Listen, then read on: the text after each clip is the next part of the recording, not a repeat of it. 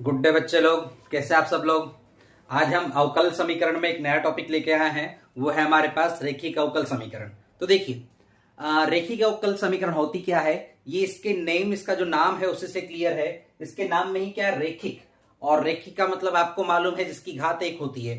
ठीक है, तो देखिए हमारे पास है रेखिक अवकल समीकरण। इसको अंग्रेजी में बोलते हैं लीनियर डिफरेंशियल इक्वेशन, एलडी। ठीक है, तो रेखिक अवकल समीकरण होती क्या है।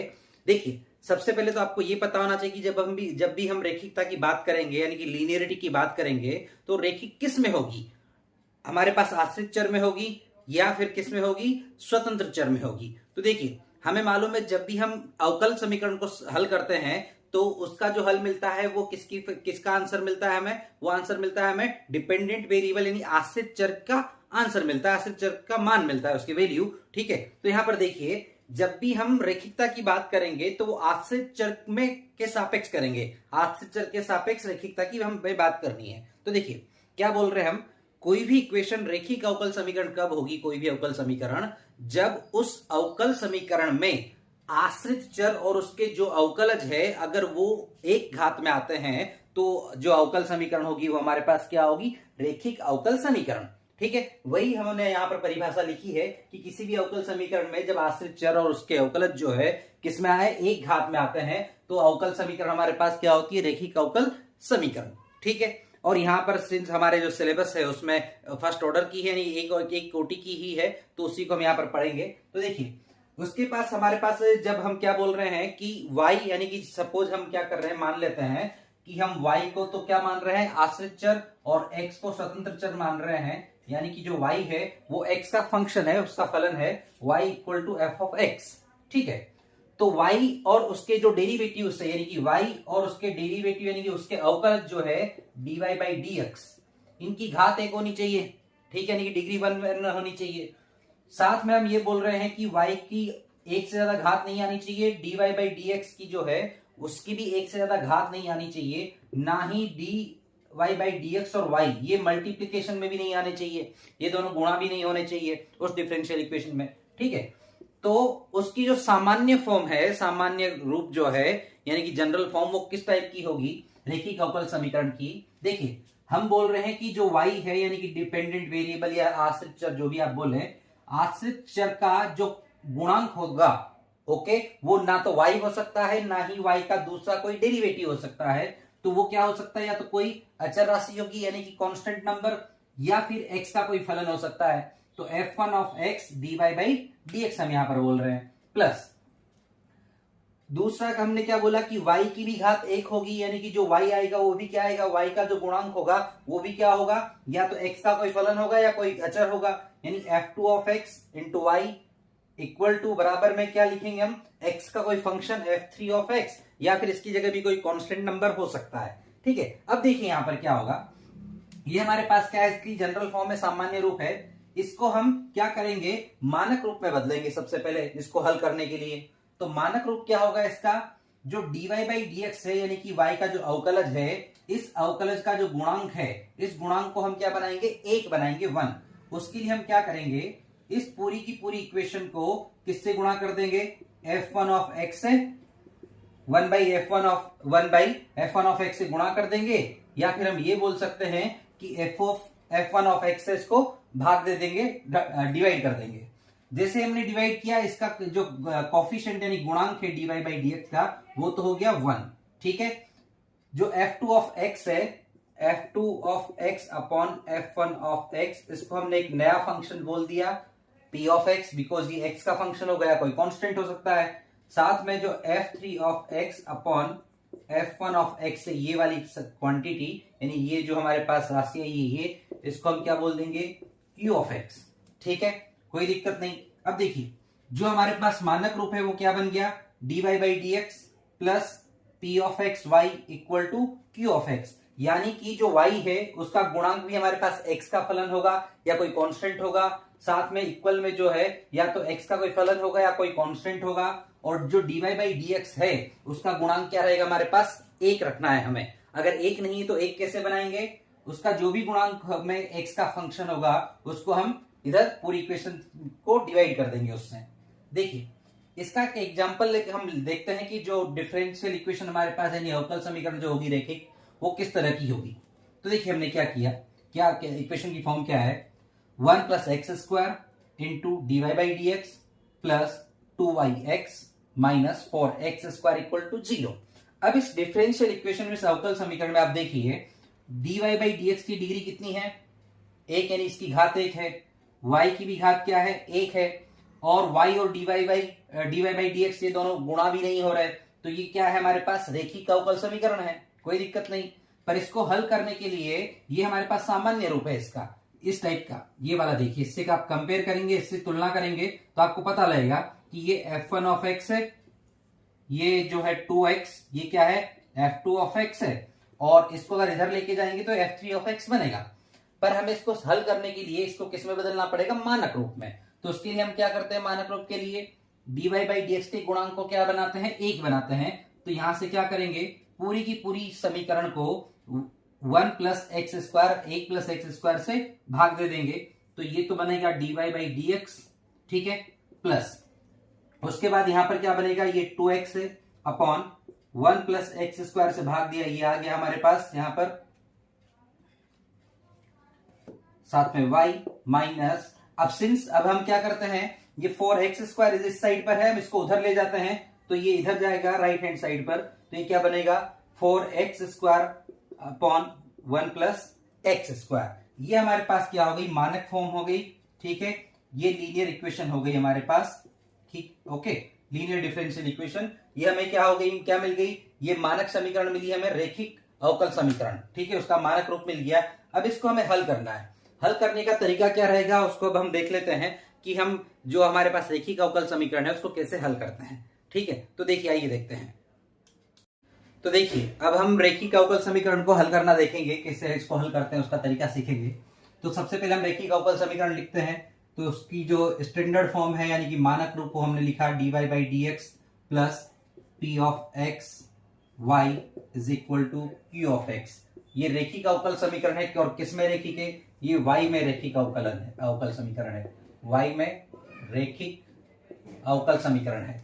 अब ये y में रैखिक समीकरण है, यानी कि हमें y में, y क्या है, इसका डिपेंडेंट वेरिएबल यानी आश्रित चर है। तो देखिए अब इसको हल करने के लिए क्या करेंगे, y और p ऑफ x दोनों मल्टीप्लाई हो रहे हैं, x का फंक्शन और y, पर यहाँ पर हम क्या नहीं कर सकते, y और यहाँ पर इस साइड पर राइट हैंड साइड पर ओनली x का फंक्शन है, तो यहाँ पर हम चरों को पृथक नहीं कर सकते। अब अगर चरों को पृथक नहीं कर सकते तो हल कैसे करेंगे, सबसे पहले हम क्या करेंगे, इस dx से पूरी इक्वेशन को हम क्या कर देंगे, मल्टीप्लाई कर देंगे। तो जैसे ही हम इस इक्वेशन को मल्टीप्लाई करेंगे dx से, तो ये बनेगा dy p of x y dx is equal to q of x dx, okay, ठीक है। तो ये हमें इक्वेशन मिल गई। अब देखिए राइट हैंड साइड पर देखेंगे तो ये q of x into D x, यानी केवल x का फलन है, ये केवल y का है, पर यहाँ पर y और x दोनों आ रहे हैं, तो इसको हम इंटीग्रेट यानी कि एक समाकलन इस वाले पद का नहीं कर सकते, इसका कर सकते हैं, इसका कर सकते हैं, पर अगर ये अकेला रह गया तब भी दिक्कत करेगा। तो हम क्या करें, जब भी हमारे पास इस तरह की सिचुएशन आती है, इस तरह की जो है अवस्था बनती है, तो हम क्या करते हैं, किसी न किसी ऐसे पद से इस पूरी समीकरण को गुणा करें ताकि इसका हम आसानी से क्या कर सके, समाकलन कर पाए। तो उसके लिए हम क्या करेंगे, इस पूरी इक्वेशन को, सपोज हम इसको इक्वेशन नंबर दे देते हैं, ये हमारे पास समीकरण 1 है, इसको 2 बोल देते हैं, ओके। तो समीकरण 2 को, ठीक है, एक पद से हम गुणा करेंगे, कौन से पद से, e की power integration p of x dx से गुणा करने पर इस पूरी समीकरण को हम किससे गुणा कर देंगे, e की power integration p of x dx से। तो गुणा कर दीजिए, देखिए क्या मिलेगा हमें, e की power integration p of x dx dy को गुणा किया, अब इसको भी गुणा करेंगे हम, तो y को पहले लिख लेते हैं, फिर p ऑफ x हमारे पास है, e की power integration p of x dx और साथ में dx, और राइट हैंड साइड पर भी हम ऐसे ही गुणा करेंगे। देखिए q of x into e की power integration p of x dx और साथ में dx, ठीक है। अब देखिए इस साइड पर तो केवल x का फलन है, हम आसानी से समाकलन कर सकते हैं। इस साइड पर क्या हो रहा है, अगर आप ध्यान से देखेंगे तो यहां पर ये जो y है इसका अवकलन जो है, अवकलज यहां पर है dy, और यहां पर जो ये e की power integration p of x dx है, उसका अवकलज कहां पर है, यहां पर p ऑफ x e की power integration p of x dx। Okay, मतलब क्या है, हमने पहले भी पढ़ा है, e की पावर x हमारे पास जब भी है, या फिर हम इसको लिख देते हैं e की पावर f ऑफ x है, इसका जब भी हमें डिफरेंशिएशन करना है तो क्या होता है, इसका डिफरेंशिएशन e की पावर में जो भी होगा एक्सपोनेंशियल, तो उसका डिफरेंशिएशन एज इट इज वही आता है, तो e की पावर f ऑफ x ऐसे कैसे आएगा।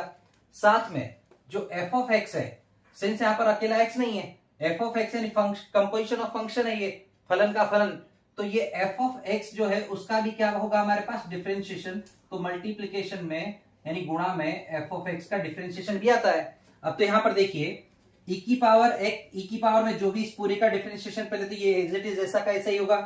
अब उसके बाद ऊपर जो पावर में समाकलन p ऑफ x dx है, इसका समाकलन क्या होगा, इसका डिफरेंशिएशन क्या होगा, वो होगा केवल p ऑफ x, क्योंकि डिफरेंशिएशन और जो समाकलन है, अवकलन और समाकलन दोनों के एक दूसरे की क्या है, विपरीत है, तो अवकलन जो है समाकलन के जो निशान हमारे पास साइन है उसको हटा देगा, तो ये क्या बनेगा, only p of x dx। कोई दिक्कत नहीं यहां तक, वेरी गुड।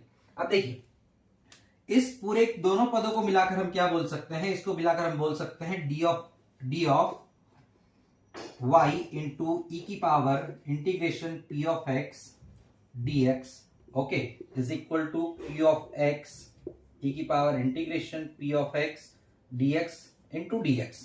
क्लियर, क्योंकि हमें एक रूल हमने पढ़ा है डिफरेंशिएशन का, अगर दो फलन हमारे पास है f1 और f2, तो इन दोनों का जो डिफरेंशिएशन, इन दोनों के प्रोडक्ट का, इनके मल्टीप्लिकेशन का डिफरेंशिएशन में क्या करते हैं, पहला फंक्शन कांस्टेंट, दूसरे का डिफरेंशिएशन प्लस दूसरा कांस्टेंट और पहले का डिफरेंशिएशन। तो यहां पर यही हो रहा है, पहले क्या हो रहा है, ये कांस्टेंट है y का डिफरेंशिएशन dy, दूसरे में y कांस्टेंट है और इसका डिफरेंशिएशन ये पूरा का पूरा आ गया हमारे पास।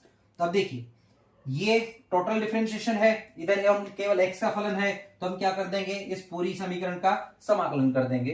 तो इसको अगर हम समीकरण 3 बोलते हैं, तो समीकरण 3 का समाकलन करने पर, समीकरण 3 का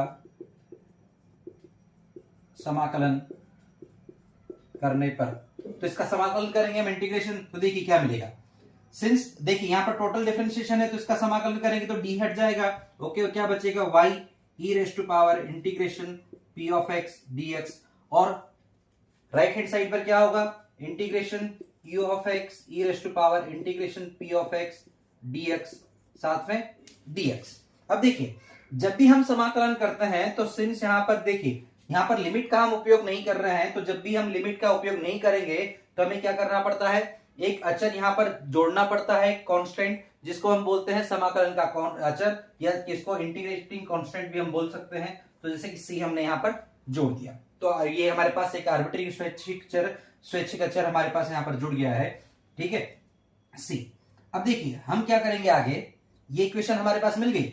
अब यहां पर जिस फैक्टर से हमने मल्टीप्लाई किया था, जिस गुणांक से हमने मल्टीप्लाई किया था इस इक्वेशन को शुरू में, इससे अगर हम गुणा नहीं कर रहे थे तो ये जो समीकरण है वो हल नहीं हो रही थी, यानी कि इससे गुणा करने के बाद ये हल हो पाई, आसानी से हल हो पाई, तो इसको हम क्या बोलते हैं, इसको हम बोलते हैं समाकलन गुणांक, ठीक है। तो ये यानी कि जो e की power integration p of x dx है, इसको हम बोलते हैं समाकलन गुणांक, और अंग्रेजी में बोलते हैं इसको इंटीग्रेटिंग फैक्टर, ठीक है। तो हम इसको शॉर्ट में हमेशा लिख देंगे कि यहाँ पर जो if है वो क्या है, इंटीग्रेटिंग फैक्टर या समाकलन गुणांक क्या है हमारे पास, e की power integration p of x dx, ये क्या है हमारे पास, समाकलन गुणांक है, क्योंकि इस गुणांक से, इस फैक्टर से जैसे हमने पूरी इक्वेशन को मल्टीप्लाई किया, तो हम इसका आसानी से समाकलन कर पाए और हमें हल मिला। यहां से y का हल आसानी से निकाल सकते हैं, इस पार्ट को हम इधर से सेंड कर देंगे, इधर भेज देंगे, ठीक है। तो जो बचेगा ये पूरा x का फंक्शन है, इसको हम आसानी से जो है इसका समाकलन कर सकते हैं। इसको हम शॉर्ट फॉर्म में क्या लिख सकते हैं, इक्वेशन 4 को हम ऐसे भी लिख सकते हैं, समीकरण 4 से देखिए क्या लिख सकते हैं, y into integrating factor if बराबर integration q of x, okay, integrating factor ये पूरा इंटीग्रेटिंग फैक्टर है, ठीक है, ये dx प्लस c। तो अभी हमारे पास जो है ये हमें क्या मिल गया, ये एक फॉर्मूला मिल गया, सूत्र मिल गया। इस सूत्र की सहायता से हम डायरेक्टली क्या करेंगे, हर बार इतना लंबा हमें प्रोसेस नहीं करना है, हमें सिर्फ क्या करना है, जो समाकलन का गुणांक निकालना है और उसके बाद डायरेक्टली इस समाकलन गुणांक को इस फॉर्मूले में, इस सूत्र में हम रख देंगे तो हमें इक्वेशन का, समीकरण का हल हमें मिल जाएगा। ठीक है, यहां तक अगर कोई भी डाउट है तो आप पूछ सकते हैं। ठीक है, समाकलन गुणांक हमारे पास क्या है, e की power integration p of x dx। अब देखिए e फिक्स है, p ऑफ x क्या होगा, जो y है हमारे पास, इसका जो गुणांक है, y का जो भी गुणांक होगा, कब, जब पहले हम इक्वेशन को मानक रूप में लिखेंगे स्टैंडर्ड फॉर्म में, उसके बाद जो भी y का गुणांक होगा वो हमारे पास कहां पर आएगा, e की पावर में इंटीग्रेशन के अंदर। ठीक है, क्लियर है। अब इसको हम एक उदाहरण से समझते हैं तो ये ज्यादा क्लियर रहेगा। तो देखिए एक उदाहरण हम यहां पर ले लेते हैं। उदाहरण से अगर हम इसको समझेंगे तो ये आपको ज्यादा क्लियर होगा। तो एक सवाल यहां पर हम करते हैं हल। देखिए जो पहले हमने किया था उसी को ले लेते हैं हम। जैसे कि मान लीजिए एक प्रश्न हमारे पास, क्वेश्चन है, देखिए 1 प्लस एक्स स्क्वायर, ठीक है, dy by d x plus 2x y equal to, okay, 4x square. ये हमारे पास एक इक्वेशन है, रेखिक अवकल समीकरण है। क्यों, y की घात 1 है, dy बाई डी एक्स की भी घात 1 है, और y और dy बाई डी एक्स गुणा भी नहीं हो रहे। परंतु अगर आप यहां पर देखेंगे तो dy बाई डी एक्स का जो गुणांक है वो 1 नहीं है। 1 नहीं है तो यानी कि ये क्या नहीं है, ये मानक रूप में नहीं है, ये क्या है, सामान्य रूप में है। तो पहले हम इसको किस में बदलेंगे, मानक रूप में बदलेंगे, रेखिक अवकल समीकरण के में। तो देखिए उसके लिए हम क्या करते हैं, सबसे पहले dy बाई डी एक्स का जो कोफिशिएंट यानी कि इसका गुणांक है उसको 1 बनाते हैं। तो 1 प्लस एक्स स्क्वायर से पूरी समीकरण को क्या कर देंगे, भाग दे देंगे। तो जो हमारे पास नई समीकरण मिलेगी वो क्या मिलेगी, dy by d x plus 2x upon 1 plus x square y is equal to 4x square upon 1 plus x square. अगर यहां तक किसी को भी कोई भी डाउट है तो आप पूछ सकते हैं। ठीक है, चलिए अब अगर हम जो हमारे पास स्टैंडर्ड फॉर्म थी यानी कि मानक रूप था रेखिक अवकल समीकरण का, उससे इसकी तुलना करेंगे। वो रूप क्या था, dy by d x plus p of x y equal to q of x। अगर आप इससे इसकी तुलना करेंगे इन दोनों समीकरणों की तो देखिए हमें क्या मिलेगा, dy बाई डी एक्स का गुणांक तो 1 है दोनों जगह, कोई दिक्कत नहीं। y का जो गुणांक होता है इसको क्या बोलते हैं हम, p ऑफ x। तो यहां पर जो है p ऑफ x क्या मिलेगा, 2x upon 1 plus x square. q of x right side पर जो भी टर्म होती थी हमारे पास, जो भी पद होता था उसको लिखते थे। तो ये हो गया q ऑफ x बराबर 4x square upon 1 plus x square, कोई दिक्कत नहीं है। अब आगे देखिए, उसके बाद हम क्या करेंगे, सबसे पहले इंटीग्रेटिंग फैक्टर लिखेंगे, डायरेक्ट हम फॉर्मूला में पुट करेंगे। अब हमने प्रोसेस देख लिया सॉल्व कैसे करते हैं, क्योंकि आपके पास एग्जाम में इतना टाइम नहीं होता तो हम क्या करेंगे, फॉर्मूला का यूज करेंगे। तो इंटीग्रेटिंग फैक्टर कैसे निकालते हैं, यानी कि समाकलन गुणांक कैसे निकालते हैं, उसका सूत्र क्या था, e की power integration p of x dx। तो देखिए e की power integration p of x हमारे पास ये रहा, p ऑफ x यहां पर पुट कर दीजिए, 2x upon 1 plus x square dx। अब इसका हमें समाकलन करना है, तो इसका समाकलन क्या होगा, ये आपको देखते से समझ में आ रहा होगा क्या, कि जो नीचे डिनोमिनेटर में है 1 प्लस एक्स स्क्वायर, इसका डिफरेंशिएशन ऊपर है 2x dx। तो हम क्या करेंगे, यहां पर मैं साइड में लिख दे रहा हूं कि हम मान लेते हैं let 1 plus x square is equal to क्या है, t है। तो ये इसका डिफरेंशिएशन करेंगे तो 2x dx बराबर क्या बनेगा, dt बनेगा। यानी कि जो समाकलन है वो क्या बनेगा, e की पावर इंटीग्रेशन, ठीक है, 2x dx तो dt बन गया, ठीक है, 1 प्लस एक्स स्क्वायर t बन गया, ठीक है। अब 1 अपॉन t का जो समाकलन होता है वो क्या होता है बताइए, आपको ही मालूम है अच्छे से, e की पावर एज इट इज आएगा, ओके। अब 1 बाई टी का समाकलन क्या होता है, ln t होता है, e और ln दोनों कैंसिल होकर क्या बनेगा, t बनेगा।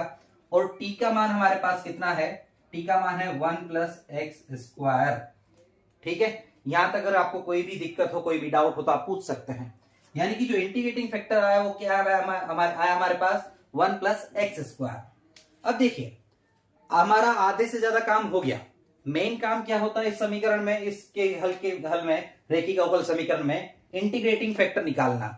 इंटीग्रेटिंग फैक्टर ने आसानी से निकाल लिया, 1 प्लस एक्स स्क्वायर आया, आधे से ज्यादा काम हो गया। अब छोटा सा काम बचा है कि हम इसको फॉर्मूले में पुट करेंगे, और हमारा जो सूत्र था वो क्या था, इसका हल क्या होगा समीकरण का। तो देखिए सूत्र क्या था हमारे पास, सूत्र था y इंटू इंटीग्रेटिंग फैक्टर, क्योंकि यहां पर y क्या है हमारे पास, आश्रित चर है, तो y into integrating factor equal to integration Q of X, okay, integrating factor dx plus C. तो इसको पुट कर दीजिए, तो y is equal to integrating factor कितना है हमारे पास 1 plus x square integration Q of X ये रहा हमारे पास, इसको पुट करिए 4x square upon 1 plus x square, और इंटीग्रेटिंग फैक्टर हमारे पास क्या है 1 plus x square dx plus सी। अब देखिए ये 1 प्लस एक्स स्क्वायर कैंसिल हो गया, ठीक है, तो ये क्या बना 1 plus y into 1 plus x square equal to, अब यहां पर क्या बचा है हमारे पास 4x स्क्वायर। 4x स्क्वायर का इंटीग्रेशन क्या होगा 4 तो as it is, x square का इंटीग्रेशन एक्स क्यूब बाई 3, ठीक है, और c as it is constant रहेगा, कोई दिक्कत नहीं है, ठीक है। तो हमारे पास ये जो मिला है यही क्या हो गया हमारे पास, इसका सॉल्यूशन हो गया। इसको चाहे तो आप इस फॉर्म में भी लिख सकते हैं, इस रूप में भी, y बराबर, अगर y की फॉर्म में निकालना है तो 1 प्लस एक्स स्क्वायर को उधर शिफ्ट करना पड़ेगा, भेजेंगे तो 4/3 4/3 X cube upon 1 plus x square plus C upon 1 plus x square, यही हमारे पास क्या है, इस रेखिक अवकल समीकरण जो हमें दे रखी है इसका क्या है, हल है। तो इस तरीके से हम जो है रेखिक अवकल समीकरण जो हमारे पास होती है उनको आसानी से हल कर सकते हैं, चाहे वो y में हो चाहे वो x में हो, ठीक है। इसी के साथ हम दोबारा मिलेंगे दूसरे टॉपिक के साथ, इसके कुछ प्रैक्टिस के क्वेश्चंस भी हम लेंगे, ठीक है। तो आज के लिए इतना ही, धन्यवाद, ध्यान रखिए, अच्छे से पढ़िए, ओके, धन्यवाद।